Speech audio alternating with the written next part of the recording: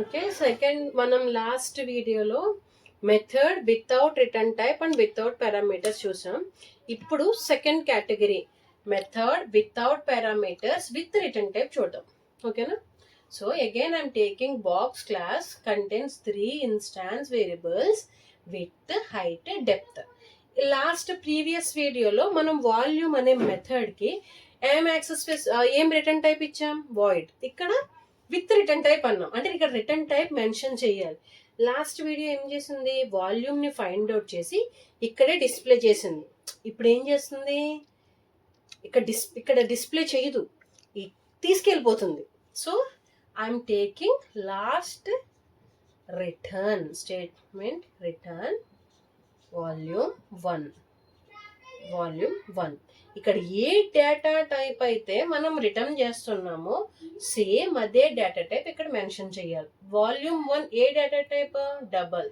So I am here double. Okay, double space volume method with return type without parameters. So again procedure common. చూడండి, for object creation box demo తీసుకున్నాం. Main method I'm creating box B1 new box. It contains 3 instance variables along with volume method. ఇప్పుడు చూడండి ఇక్కడ ఏం change అవుతుంది అనేది చూడండి. ఇప్పుడు లాస్ట్ వీడియోలో ఏం చేసాం? B1.వాల్యూమ్ అనే మెథడ్ని ఎప్పుడైతే కాల్ చేసామో ఇమ్మీడియట్గా ఇక్కడ కన్సోల్ బ్రేక్ అయిపోయి ఇమ్మీడియట్గా ఎక్కడికి వెళ్తుంది? వాల్యూమ్ అనే మెథడ్ దగ్గరకు వస్తుంది. ఇప్పుడు ఫస్ట్ వాల్యూమ్ మెథడ్ దగ్గరికి రాగానే ఇక్కడ ఏముంది? డబల్. అంటే ఏంటి? Return type. అప్పుడు ఇమ్మీడియట్గా ఫిక్స్ అవుతుంది కంపైల్.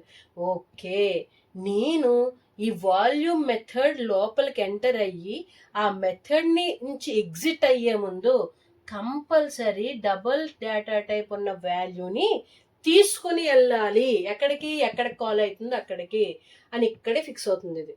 ఎందుకంటే రిటర్న్ టైప్ మెన్షన్ చేసాం. అంటే వెళ్ళేటప్పుడు ఎంటీ హ్యాండ్స్తో వెళ్ళకూడదు, కంపల్సరీ డబుల్ డేటా టైప్ ఉన్న వాల్యూని మోసుకుని వెళ్ళాలి. ఇక్కడే మనం మెన్షన్ చేసాం వాల్యూమ్. ఇలా ఎంటర్ అయింది వాల్యూమ్ 1. సో B1.వాల్యూమ్ కాబట్టి ఇక్కడ I'm declaring vol1 are declaring V1 అనేది దాన్ని డిక్లేర్ చేసాం.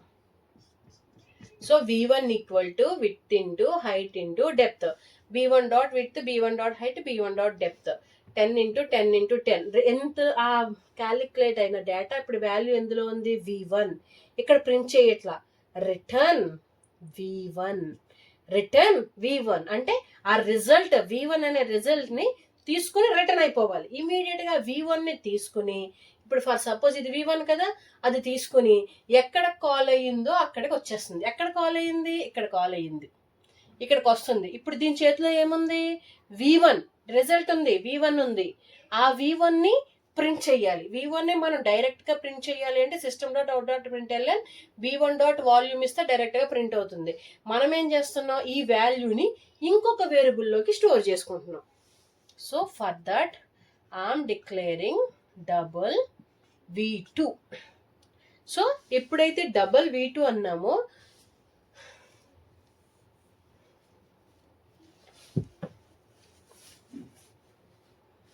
I'm calling B1.వాల్యూమ్. ఇది అర్థమైంది కదా మీకు? ఇప్పుడు ఏం తీసుకొచ్చింది మీకు? ఒక V1 అనే రిజల్ట్ని తీసుకొచ్చింది. దీన్ని ఇప్పుడు ఇన్స్లెస్ చేయాలి వేరే వాల్యూలోకి. అందుకని ఐఎమ్ టేకింగ్ V2. ఇప్పుడు ఈ V1 రిజల్ట్ ఇప్పుడు ఎందులో కాపీ అయింది? V2లోకి కాపీ అయింది. ఇప్పుడు రిజల్ట్ వాల్యూ ఎందులో ఉంది? వాల్యూమ్ ఫైండ్ అవుట్ చేసే వాల్యూ V2లో ఉంది. ఇప్పుడు దాన్ని ప్రింట్ చేసుకుంటున్నాం. system.out.println V2 వాల్యూమ్ ప్రింట్ అవుతుంది. That's it.